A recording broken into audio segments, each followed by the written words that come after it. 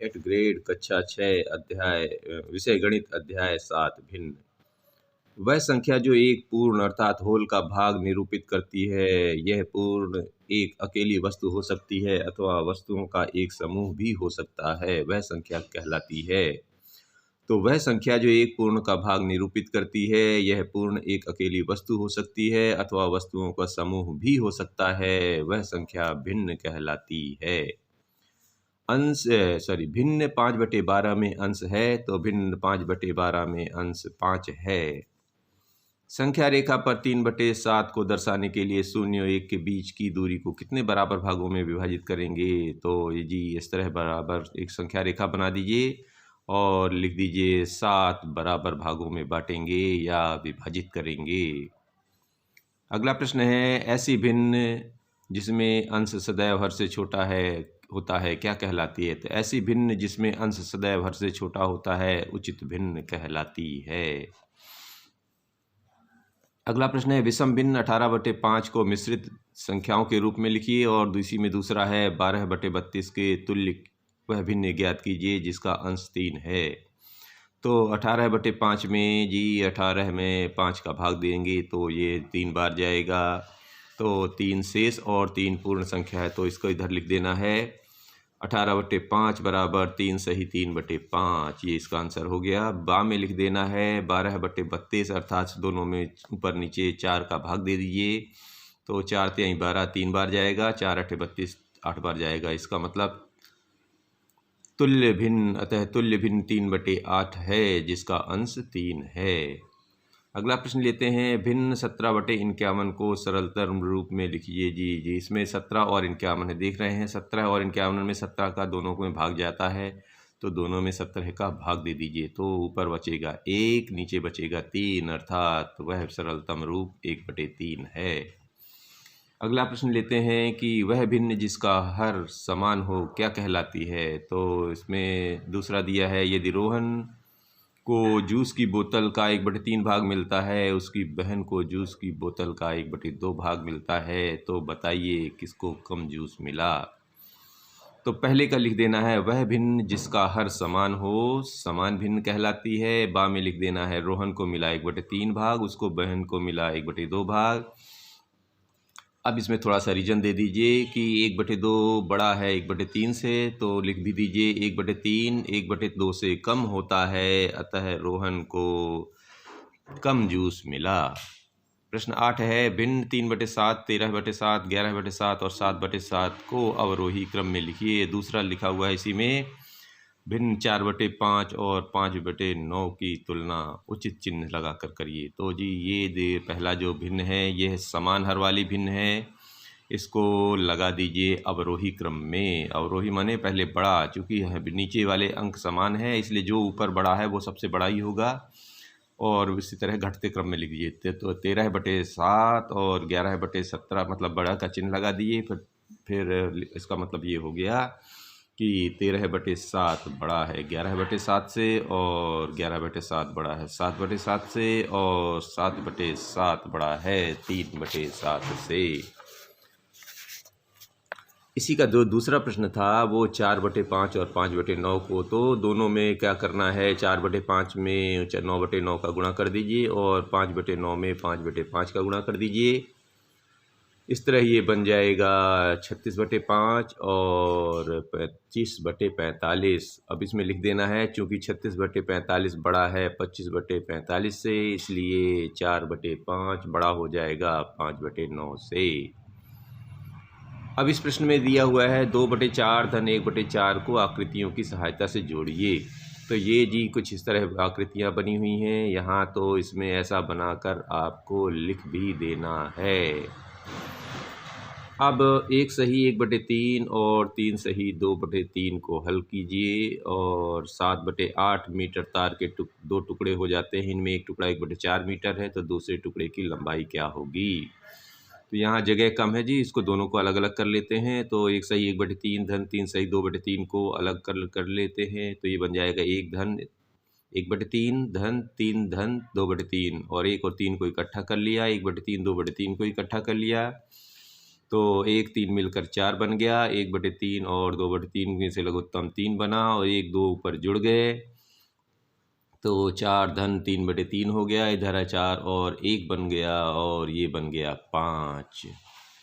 दूसरे वाले में लीजिए कि कुल लंबाई 7/8 मीटर, एक टुकड़ा 1/4 मीटर है, तो दूसरा टुकड़ा हो जाएगा 7/8 में से 1/4 कम कर देते हैं। अब इसको हल करने का क्या तरीका है, तो हर बराबर करने हैं दोनों के, तो 7/8 में ऊपर नीचे 1 का गुणा कर दीजिए और 1/4 में ऊपर नीचे 2 का, तो ये बन गया जी 7/8 2/8 अर्थात भिन्न नीचे समान हो गई हर की, तो 7 ऋण 2/8 अर्थात घटाएंगे तो 5/8 मीटर। इसी का अगला पाठ ले लेते हैं, अध्याय 8 दशमलव। तो 8 रुपये 75 पैसे को दशमलव रूप में लिखिए, तो लिखना है 8 रुपये 75 पैसे। इसको अलग अलग कर लेते हैं, 8 रुपये धन 75/100। 100 क्यों भाग दे रहे हैं, क्योंकि 1 रुपये में 100 पैसे होते हैं, इसलिए 75 में 100 का भाग देने से ये रुपये में बदल जाता है। तो बन गया जी 8 रुपये धन 0.75 रुपये अर्थात 8.75 रुपये। अब दी गई संख्या रेखा पर स्थित ABCD बिंदुओं के लिए दशमलव संख्या लिखिए। ये जी बिल्कुल स्पष्ट है, यहाँ 0 से लेके आगे दाहिने तरफ ये बढ़ रही है 1 2 करके, और बीच बीच में 10 के बिंदु कटे गए हैं। तो ध्यान से देखते हैं, जो एज है वह है 0 से 1 के बीच में, अर्थात 0 से आगे बढ़ेंगे तो 0.7 आ जाएगा। बी में देखिए ये है 1 के बाद तीसरा बिंदु तो हो जाएगा बी में 1.3। सी देखिए 2 के बाद दूसरे बिंदु पर है तो हो जाएगा 2.2, और डी है 2 के बाद छठवें बिंदु पर तो हो जाएगा 2.6। अब अगला प्रश्न है 200 धन 30 धन 6 धन 3/10 धन 6/100 को दशमलव रूप में लिखिए। तो जी इसको लिख दीजिए 200 धन 30 धन 6 धन 3/10 धन 6/100, इन सब को जोड़ देने पर आ जाता है 236.36, और इसको जोड़ने का तरीका ये इधर लिखा हुआ है दाहिनी तरफ। अब अगला प्रश्न है 0.35 और 0.13 में कौन सी बड़ी संख्या है, कारण सहित लिखना है। तो 0.3 का विस्तार करते हैं पहले, तो 0 धन 3/10 धन 5/100, और 0.13 का विस्तार करते हैं तो आता है 0 धन 1/10 धन 3/100। तो चूँकि 0.35 का दशांश 0.13 के दशांश से बड़ा है, इसलिए 0.35 बड़ा हो जाएगा 0.13 से। अगला प्रश्न लेते हैं 2 मीटर 45 सेंटीमीटर को दशमलव का प्रयोग कर मीटर में व्यक्त कीजिए, और इसी में है 50 रुपये 75 पैसे को रुपए में बदलिए। तो जी पहला लेते हैं आ और बा अलग अलग कर लेते हैं। 2 मीटर 45 सेंटीमीटर को लिख देंगे 2 मीटर धन 45 गुणे 1/100 मीटर, अर्थात 2 मीटर धन 0.45 मीटर, ये आ जाएगा 2.45 मीटर। और इधर इसको ले लेते हैं 50 रुपये 75 पैसे को, तो 50 रुपये धन 75 गुणे 1/100 रुपये, अर्थात बन गया 50 रुपये धन 0.75 रुपये।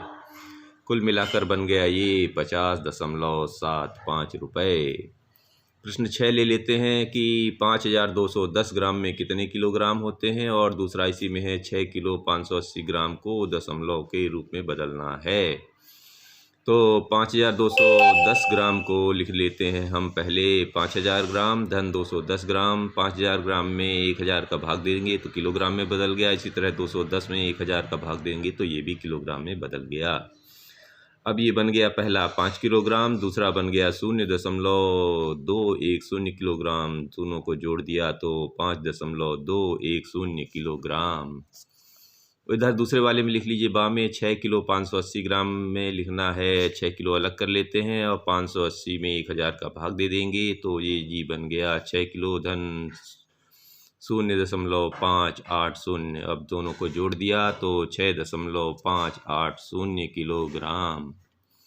अब अगला प्रश्न 7वां है, निम्न को जोड़िए। तो जी इन सबको रख के सीधा सीधा जोड़ देना है, तो ये हो जाएगा।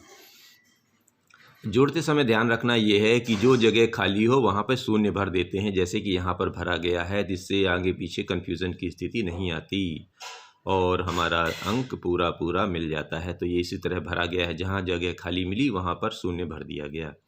तो 139.065 अर्थात 139.065 प्राप्त हुआ।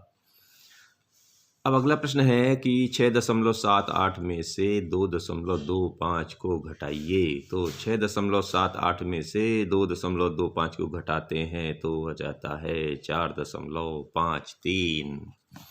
ये जी 4.53 हुआ। अब अगला लेते हैं, रसीदा ने 37 रुपये 65 पैसे अर्थात 37.65 रुपये में गणित, 31.75 रुपये में हिंदी और 40.70 रुपये में अंग्रेजी की पुस्तक खरीदी। रसीदा द्वारा खर्च किया गया कुल धन कितना होगा? तो जी गणित की किताब पर खर्च हुआ 37.65 रुपया, हिंदी पर 31.75 रुपया, अंग्रेजी पर 40.70 रुपया। टोटल को जोड़ के कुल खर्च निकाल लीजिए। आ गया है 110 रुपया 110.10 रुपये। अब अगला प्रश्न है, आदर्श 16 किलोग्राम सब्जी खरीदता है, जिसमें 3 किलोग्राम 500 ग्राम आलू, 1 किलोग्राम 75 ग्राम टमाटर, 525 ग्राम शिमला मिर्च और शेष प्याज है। प्याज का वजन ज्ञात कीजिए। तो आलू का वजन है 3 किलोग्राम 500 ग्राम, टमाटर का है 1 किलोग्राम 75 ग्राम, शिमला मिर्च है 525 ग्राम। इन सबको जोड़ने पर आ जाता है 5 किलोग्राम 100 ग्राम और ख़रीदी गई सब्जी का कुल वजन है 16 किलोग्राम और बाकी सब्जियां कितनी निकली थी? 5 किलोग्राम 100 ग्राम। तो इसको घटा देने से आ जाता है प्याज का वजन, जो कि निकला है 10 किलोग्राम और 900 ग्राम। इस तरह यह पाठ समाप्त होता है। धन्यवाद।